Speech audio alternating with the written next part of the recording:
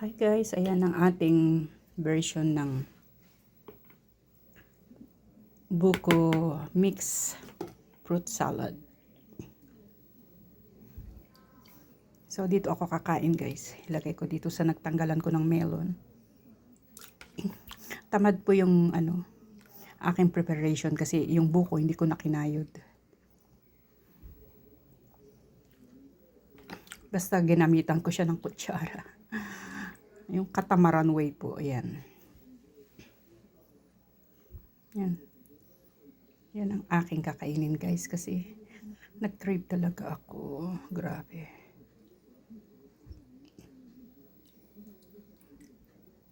Yan. Ang aking presentation ng tamad na way ng aking fruit salad. Tikman ko na guys. Diyan lang kayo at titikman ko.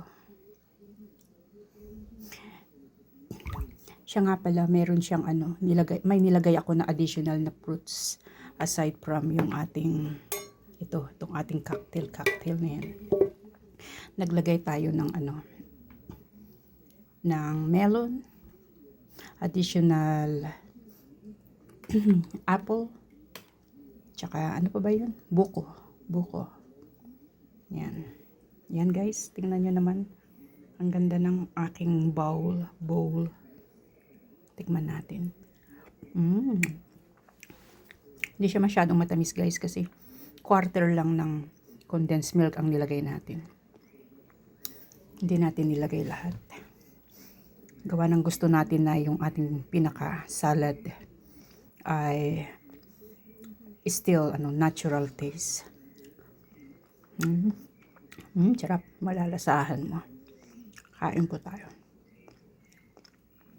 Tamad way ang sabi ko at gawa ng kinayod ko lang siya. Kasi pag hinihiwa ko, natulo yung juice.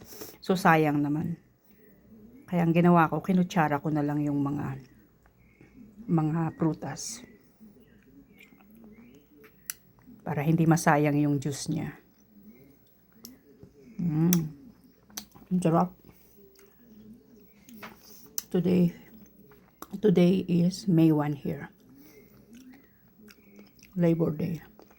Kaya wala tayong trabaho guys. Sarap. Ano kaya to? Ito guys, buko. Ito yung sinabi ko sa inyo na hindi ko kinayod. Kinayod ko lang ng kutsara. Everything na ginamit ko is kutsara. Anyway guys, 3 minutes is over. Salamat sa inyo. Salamat sa mga susuporta sa akin. Bye po. Ingat po parate. Ingat. OTW sa mga channel nyo guys. Bye.